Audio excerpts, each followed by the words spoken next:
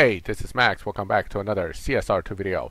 I'm here with the Supercar Science Finale's prize car, the 935 Porsche with the livery Salzburg. This is the prize car for the finale, which requires you to either use one of the paid cars from each Supercar Science or the prize car to acquire this. Now, you don't have to use the prize cars to get to the prize car in the final, and here it is. The 935 is already in my garage, and I only used two of the prize cars in the process. Mostly I relied on the cars that were paid and acquired during the individual events, including the Alva, the Imola, as well as the Gamera. So alright, so let's talk about this car. How good is this prize car? As you know, sometimes prize cars from these events can be real duds. They don't really perform that well, and it's not really worth all the effort you put into it. Now, Porsche, again, has a few decent cars, but what is ultimately lacking in the Porsche brand has been a real decent low performance point high evo car. This car at stage 5 only happens to fall into the category of having really high evo for what it is, which also means it does 8.43 at 400 plus mile per hour with stage 5 full fusion. You're not even leveraging any stage 6 yet, and you're looking at a car that is substantially faster than most tier 5 cars at stage 5 only. Sure, the F1 still trumps it, and so does the F5 Venom concept, but certainly not that many cars out there will do 8.4s without stage 6s. So that being said, the car itself isn't that difficult to drive. It's actually one of those tire spinners in the beginning, and late nitrous seems to work well for it. Here I'm actually at race 70 for the finale. We're gonna do quick run with the Valkyrie and this car, and then do one or two races with this car to kind of just go through its shift pattern. I don't actually know how to shift it, to be honest. I'm just playing around with it, but I find that of course the earlier gears are not as useful as the later gears because of tire spin. Here's another prize car which, while it looks great, was somewhat of a disappointment because it simply did not have the level of performance at lower upgrades that I wanted. Not to say that fully maxed it's completely useless, but let's be honest that in most lobbies, the Valkyrie isn't that great. However, the good news here is that the Porsche, unlike the Valkyrie, actually is quite decent and has much more viability for live racing, and therefore isn't as likely to become a dust collector. Again, I find that the first two gears isn't particularly useful, and I'm not using nitrous early either. That seems to produce some of the best runs. The exact shift points I think will take a little bit more testing before I can pin it down, but certainly this car does pretty well at stage 5 only. 8.4 is the starting point on the dyno, but the car actually can run something like 8.3 or maybe even 8.2 and change if I can get my shift pattern down, but it's certainly not a terrible car. But is that where it's the strongest? Not necessarily. By leveraging certain stage 6s that I actually have acquired and reducing the way the car is set up as far as certain upgrades, I can actually push near that 2000 Evo up here with even less performance points running in a slower lobby. What that does is it puts you in a much more advantageous position when it comes to lobby matchmaking. Each time there's an update, there's a chance Natural Motion will tweak it and the car will become less advantageous. But as it stands, I think we're still going to get a good chunk of performance out of this car from just having that high evo point, lower performance point setup. And that will put us in a slower lobby, of course. So let's go ahead and go set that up and take a look. Okay, so here, as you can see, I'm kind of pumping through the rest of these races right now. 8.429, not really beating dyno with that shift pattern. Something to definitely look at. But before we get too hung up on that, let's see if we can get a good live racing setup going here. Now for live racing, I think what you're going to do is you're going to try to minimize this while maintaining as much of that as possible. That will require you, of course, to look at leveraging specific parts. What I find is that some parts are less useful than others, and you just keep an eye on the point drop when you drop certain parts. For example, engine, while it looks great on paper, has a lot of performance points, and while it does hurt the Evo a bit, dropping these isn't going to necessarily kill your performance altogether. And then where you can compensate is you can put in some really strong stage 6s. Each of these stage 6 happens to also drop performance by quite a bit. So what you are really doing is you're now looking at a car sitting at 673 performance points, but with enough changes in the dyno to still run 9.9. Now, that's kind of high there for that. If I'm going to be stuck at 9.9, I may want to do something a little differently. You certainly want the car to be a little faster than that if you can help it at all at 673. So here you can play with the different numbers to try to get it, but ultimately 9.7 at 673. Here's the thing.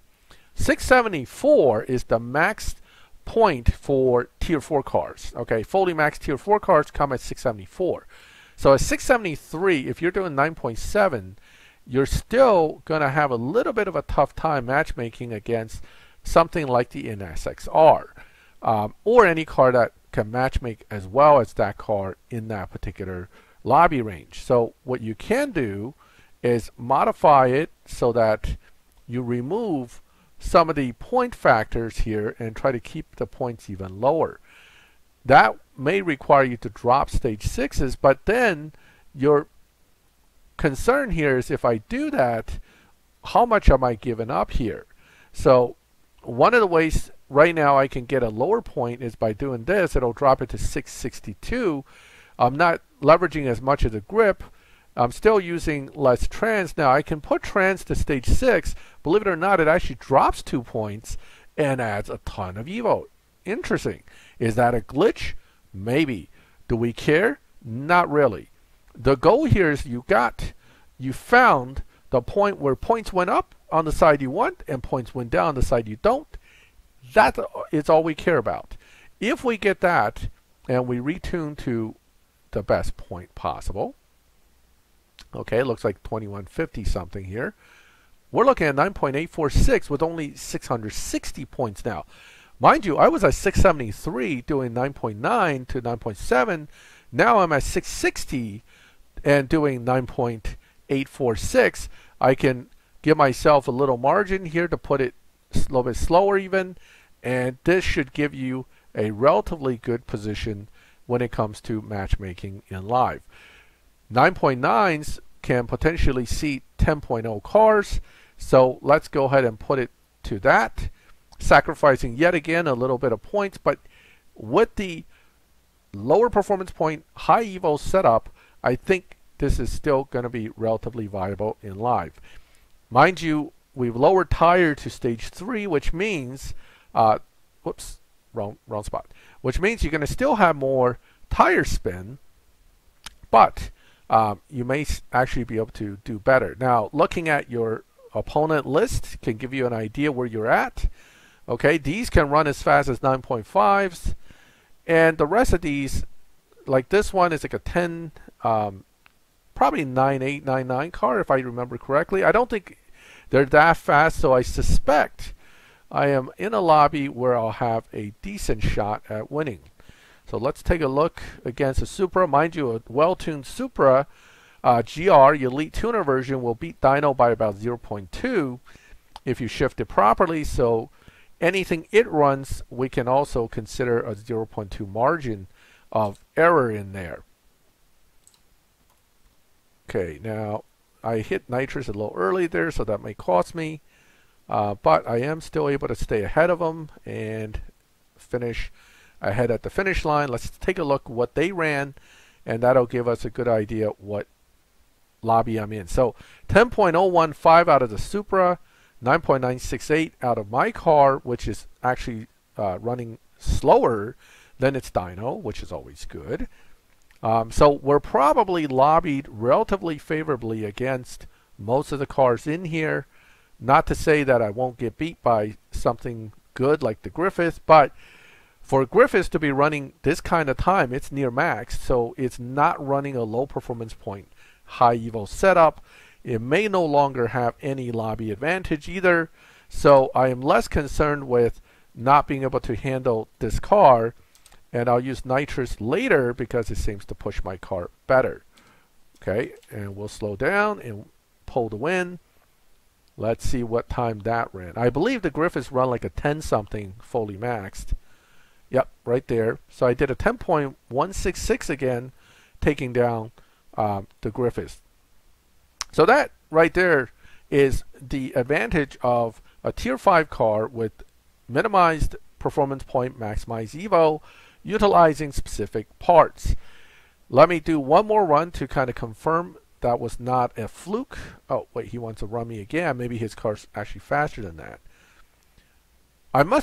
I have to really go look at these cars' top performance sometimes and try to remember them. But not that it really matters with most of the lobbies I'm in. I'm playing within the lobby, not worried too much about what the cars will do ultimately. So I'm not using nitrous here until last gear, just to kind of pull ahead here. Ooh, I might have slowed down too much. Yeah, I did. That's all right.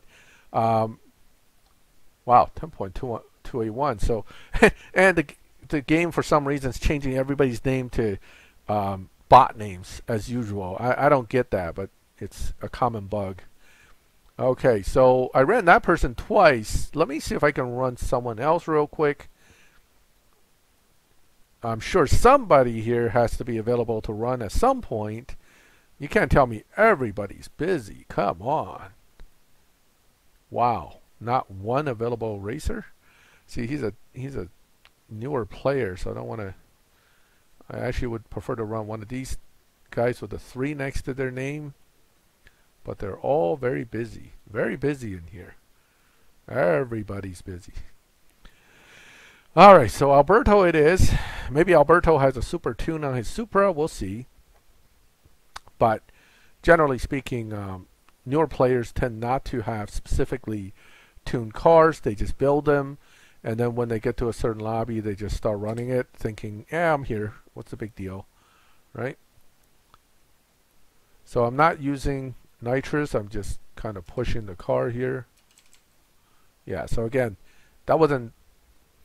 I don't know if he topped out or what happened there, but certainly a pretty slow run for me and still win. Okay.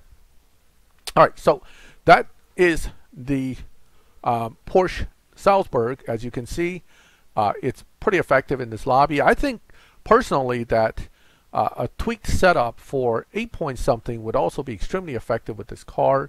It is very strong, carries good points, and certainly has no problem doing good in live. So is it worth it to put all that effort into the Supercar Science Final just to try to get this car?